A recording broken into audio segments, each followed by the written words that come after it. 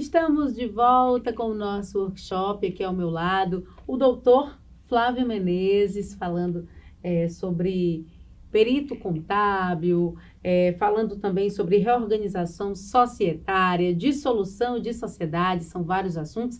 E nesse quarto bloco a gente vai falar sobre o mercado de trabalho do perito para questões societárias, né? Eu tenho certeza que é uma parte que muita gente quer saber mais detalhes, doutor.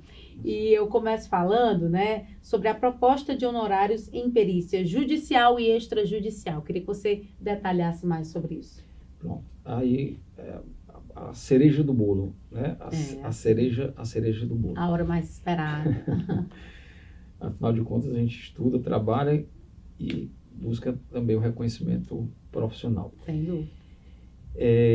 A questão dos honorários periciais, a gente trata de duas maneiras. Uma na seara judicial e a outra na seara extrajudicial. Na seara judicial ou na seara extrajudicial, eu tenho que cumprir dentro da perícia contábil o que diz o Código de Ética e o que diz a norma brasileira de contabilidade que trata da perícia. Essa norma ela estabelece algumas circunstâncias que eu preciso estar atento quando eu vou elaborar uma proposta. Uma delas, o local onde eu vou realizar o trabalho, o vulto da questão, da situação que está envolvida, né? Se eu vou, por exemplo, fazer uma avaliação, trabalhar numa empresa que é muito grande, que tem uma complexidade muito grande, um valor muito alto, eu vou ter um trabalho em tese maior, um risco maior, e aí eu também vou poder cobrar uns honorários mais altos.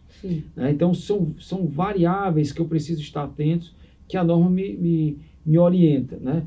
Como eu havia falado, a complexidade, a dificuldade de você ter acesso às informações, a dificuldade de você ter acesso a dados, a equipe que você vai precisar ter para poder fazer aquele trabalho. Lembrando que o perito é o responsável pela parte técnica. Se ele contratar uma equipe, a equipe que for da área contábil, tudo que se referir à parte contábil, o perito contábil vai ser o responsável. Então, são essas as principais variáveis que o perito deve estar atento, né? Lembrando sempre da questão também, eu digo sempre da questão do risco, porque existe uma responsabilidade profissional do perito muito alta, né? Como eu disse no começo, sempre se espera que o perito faça um trabalho íntegro e um trabalho correto. Existe uma expectativa, na verdade, doutor, em cima aí do trabalho do perito. Isso, né? E, naturalmente, como existe essa expectativa e se imagina o nível de especialização maior daquele profissional, também você vai conseguir cobrar honorários mais elevados. A responsabilidade aumenta, mas o dinheiro também. E também, um outro diferencial do perito é que o perito ele cobra por hora técnica, não é? Infelizmente não existe uma tabela de honorários de perícia, mas o que a gente vê no mercado, a prática no mercado, entre honorários cobrados por hora, o valor da hora variando entre R$200, R$300 e podendo chegar até R$1.000. Vai depender do grau de especialização do profissional. Então, quanto mais complexo, né, mais tempo de trabalho, mais caro fica a contratação do perito. Mais caro fica a contratação do perito. Às vezes, isso tem uma questão que algumas pessoas até vejam com uma certa barreira, porque dizem, mas será que eu consigo chegar nesse grau de especialização para alcançar isso? É aquela coisa, se sentir capaz e buscar, né? Se sentir capaz e buscar, porque você é atingível, é plenamente atingível, como eu falei, a gente conversou no começo. Mas requer especialização, requer cursos, né? E a experiência, a aliança entre o conhecimento e a prática. Esse workshop, né, ele já é uma introdução bem bacana para que quem tem interesse em ser perito contábil já tenha uma noção, né, já consiga saber como funciona. Isso. E a intenção da gente estar passando toda essa experiência que a gente adquiriu nos últimos 22 anos exatamente de tentar encurtar um pouco esse caminho, porque na época que a gente iniciou, tinha uma dificuldade de acesso à informação, eram alguns livros, palestras muito raramente. Mas era mais difícil Era o muito acesso, mais difícil, né? era muito mais difícil o acesso. Hoje a gente tem aqui, por exemplo, na Unieducar tem curso, né? Tem artigos publicados na internet, tem sites, tem várias fontes de informações, né? Então que a gente tem a intenção de tentar encurtar e desmistificar um pouco o ingresso do profissional na perícia contábil. Porque, como eu disse, assim, às vezes você imagina que é um caminho inatingível ou atingível apenas para poucos felizardos, e na verdade não. Agora, naturalmente, vai exigir do profissional a questão do conhecimento da prática.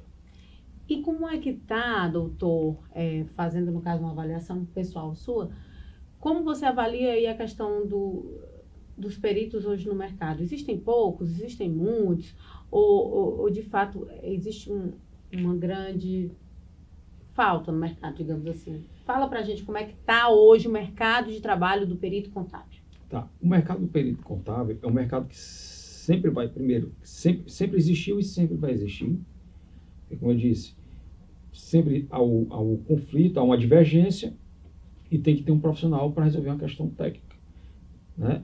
Além da exigência legal, né? Como eu havia falado, existe uma exigência legal, seja na legislação do imposto de renda, que é a Lei 2.973 de 2014, existe artigo 20, salvo engano, existe a legislação societária, a lei das sociedades anônimas, 6.404, de 76, artigo 226. Então, quer dizer, mesmo que eu não queira ir para a esfera judicial, eu posso trabalhar dentro desse mercado de trabalho com uma grande amplitude de exploração, né? Eu posso trabalhar atuando em parcerias com advogados que sejam especializados na área empresarial, na questão da reorganização societária. Sempre vai precisar, Sempre né? vai precisar do perito. Aquele procedimento que o advogado vai registrar na junta comercial do seu estado de uma reestruturação societária, ele vai precisar fatalmente de um laudo pericial. Quer dizer, você não precisa nem ser um perito judicial. Você pode ser um perito contábil com especialização e fazer um laudo contábil sem precisar estar registrado na justiça.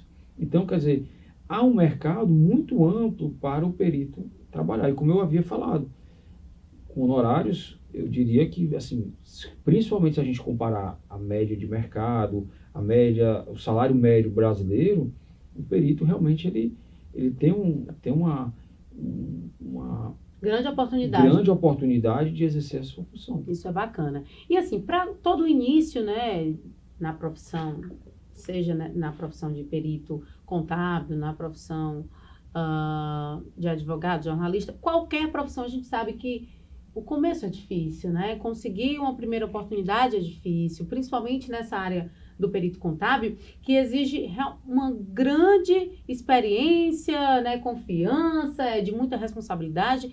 Então, aqui, a gente tem um dos tópicos aqui da nossa entrevista que diz parcerias com profissionais especializados na área societária. Então, buscar essas parcerias também pode ser um caminho interessante, né, doutor? Fala pra gente. Com certeza. Como a gente falou aqui, a parceria ela é válida em todos os sentidos, né? E ainda mais na questão da perícia e principalmente na questão da perícia societária. Porque, por exemplo, algumas situações o advogado ele pode procurar um economista, pode procurar um administrador, pode procurar um contador. Várias áreas, né? Algumas situações de cálculo, por exemplo, um cálculo trabalhista, o advogado ele pode, às vezes, ele procura um economista, pode procurar um administrador e pode procurar um contador. Mas na questão societária, ele não pode procurar uma outra profissão que não seja um contador. Tem que ser. Ele não pode procurar uma outra profissão que não seja um perito contábil. Então, ele tem que passar pelo perito contábil. E aí é importante você que está iniciando, tentar identificar na sua cidade, na sua região, aquele profissional, aquele advogado, aquela pessoa que trabalha com reestruturação societária, que trabalha com incorporação, com cisão, com fusão, com compra de empresas, com aquisições, Porque ele fatalmente ele vai precisar de um profissional da contabilidade para realizar aquele trabalho da perícia contábil. Não tem como, é uma exigência legal, né? As juntas comerciais só recebem o processo completo da reestruturação societária se tiver um laudo pericial.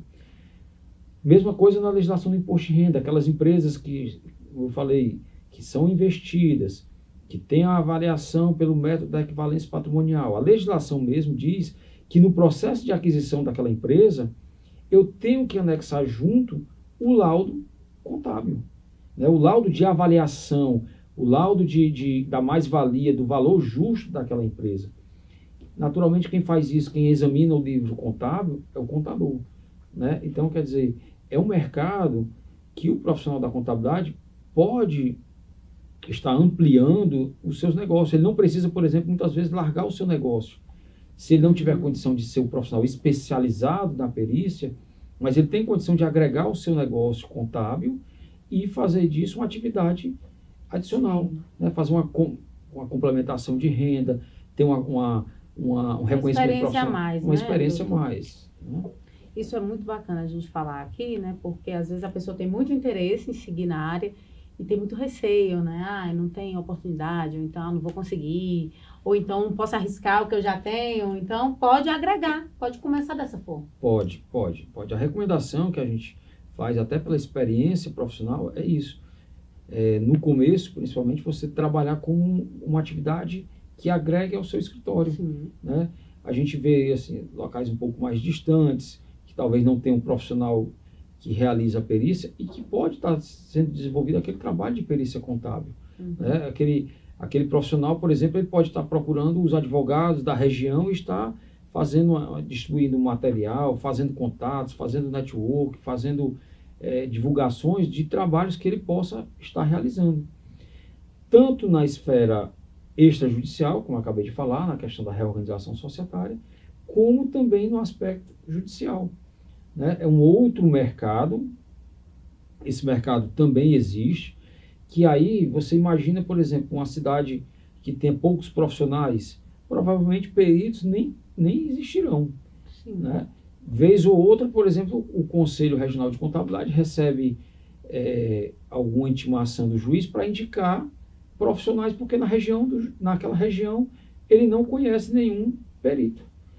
Então, quer dizer, existe um mercado, você que está aí, não necessariamente nas grandes capitais, nos grandes centros urbanos, você pode estar procurando as secretarias, as varas da sua jurisdição, do seu local, onde você mora, onde você exerce a sua profissão, e está se cadastrando. Pronto, é isso que eu já ia falar, a questão do cadastramento nas secretarias judiciais, não é isso? Isso, né? É um outro mercado que o profissional pode estar trabalhando, né?